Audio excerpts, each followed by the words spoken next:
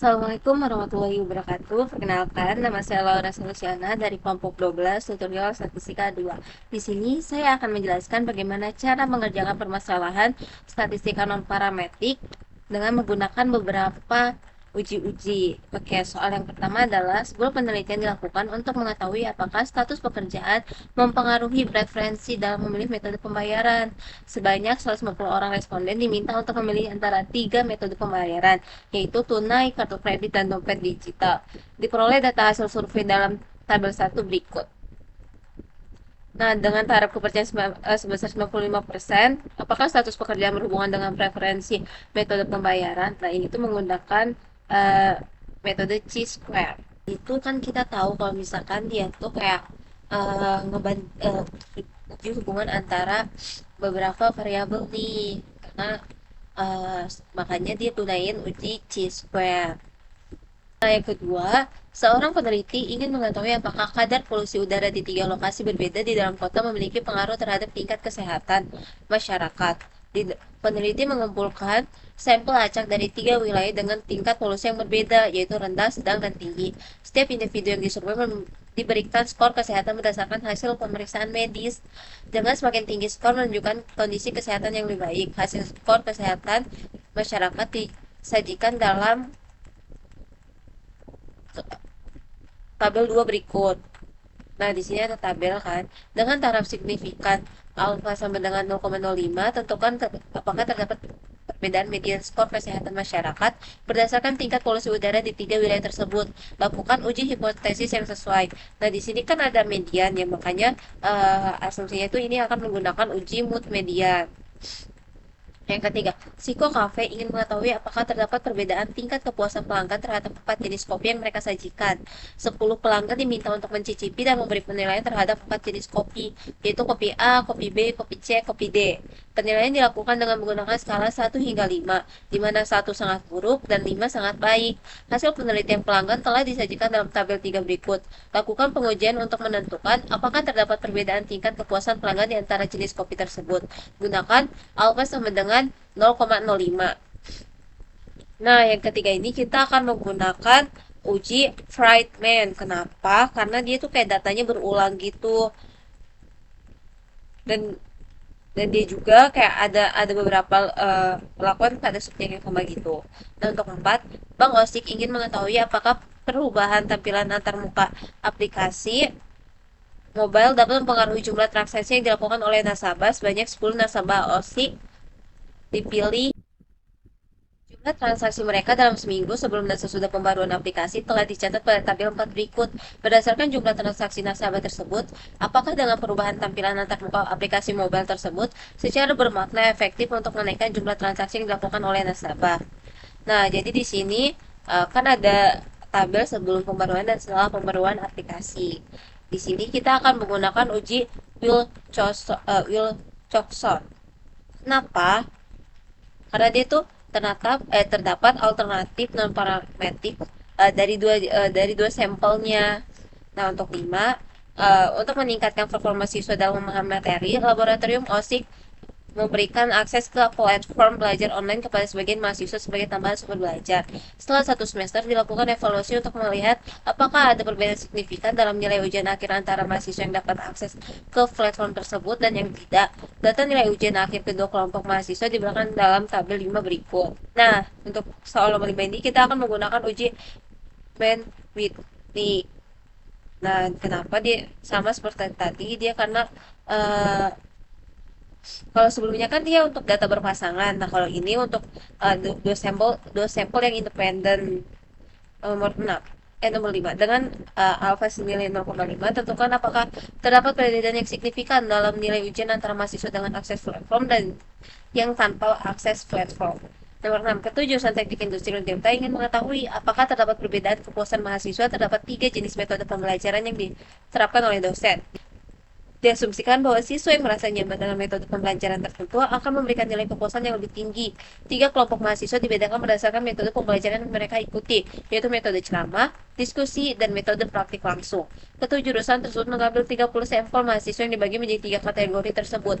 Data kepuasan mahasiswa berdasarkan survei telah dicatat dalam tabel 6 berikut dengan taraf keberhasilan senilai 0,05 untuk menguji hipotesis apakah terdapat perbedaan yang signifikan dalam tingkat kepuasan antara mahasiswa yang mengikuti metode ceramah, diskusi, dan metode praktik langsung. Nah, untuk soal nomor 6 ini kita akan menggunakan uji Ruskal-Wallis karena dia tuh ada 3 kelompok independen dan datanya itu bersifat kontinu. Nomor 7, seorang peneliti ingin mengetahui apakah preferensi masyarakat dalam memilih metode pembayaran di toko retail bersifat acak atau memiliki pola tertentu. Untuk itu, ia mengambil sampel acak dari 20 pelanggan yang berbelanja di sebuah toko dan mencatat metode pembayaran yang mereka gunakan. Jika pelanggan menggunakan tunai, maka diberikan kode 1. Jika menggunakan non tunai atau kartu atau dompet digital, maka diberikan kode 0. Nah, tabel 7 menyajikan data hasil survei dari 10 orang yang wawancara secara berurutan untuk memastikan bahwa data tersebut benar-benar bersifat acak.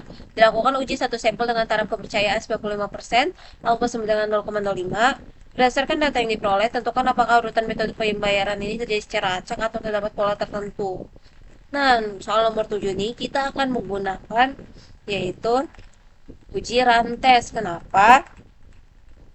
Karena polanya itu bersifat acak atau random ya. Kita langsung aja mengerjakannya di software RStudio dan Minitab. Selanjutnya kita akan ke RStudio-nya. Nah, di sini untuk soal pertama kan kita pakai uji G-square. Jadi kita langsung run aja. Nah, soal kedua itu kita pakai mood median. Nah, di sini mood median kan di hasilnya.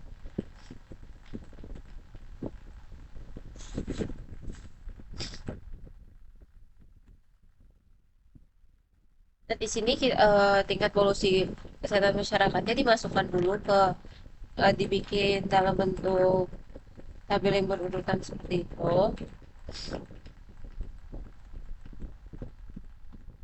Nah, di sini ada box plotnya. Jadi kalau misalkan kita lihat dari box plotnya nih ya, kalau misalkan rendah tuh ada di 80-an, antara 70 sampai 90. Kalau sedang tuh di mentok 70 dan tinggi itu antara 90 ke atas. Nah, setelah kita ngikutin box plotnya, kita akan aktifkan dan install package-nya terlebih dahulu ya.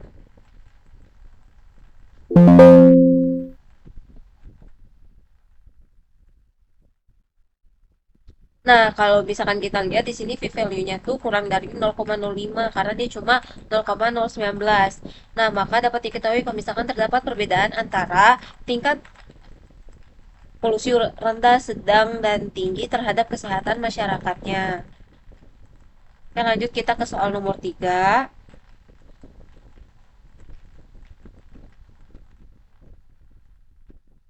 Nah, di sini value-nya tuh 0,1524, berarti dia udah di atasnya.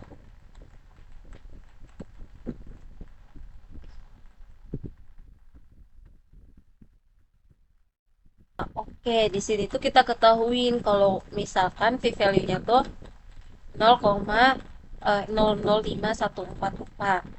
Nah, di sini kan value-nya kurang dari 0,05. Jadi diketahui kalau misalkan terdapat perbedaan antara jumlah transaksi sebelum dan sesudah pembaruan aplikasi. Selanjutnya kita ke soal nomor 5.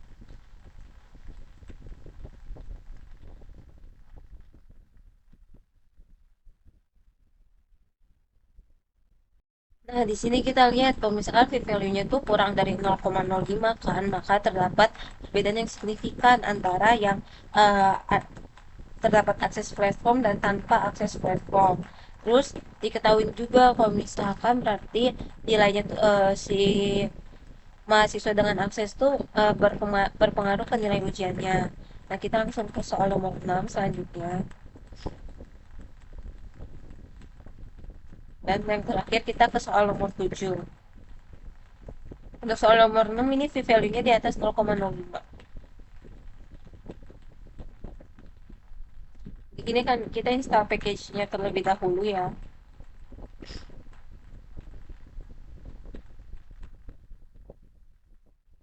Nah, kita ketahui kalau misalkan p-value-nya ini 0,5023, jadi lebih dari 0,05. Maka kita ketahui kalau misalkan data dari nomor 7 ini terjadi secara acak. Nah, baik, selanjutnya kita akan ngerjain di Minitab. Nah, ini untuk soal nomor 2. Ya, kita kalau misalkan untuk soal nomor 2 kan pakai mood median ya. Nah, V value itu 0,020. Berarti itu tuh masih di bawah 0,5. Terus ini untuk soal nomor 3. Untuk soal nomor 4 itu kita ketahui V value-nya 0,006. Untuk ini itu 0,000143 dan untuk yang ketujuh itu 0,502. Baik, sekian penjelasan bagaimana cara mengerjakan statistika non-parametrik menggunakan software RStudio dan Minitab. Kurang lebihnya mohon maaf. Wassalamualaikum warahmatullahi wabarakatuh.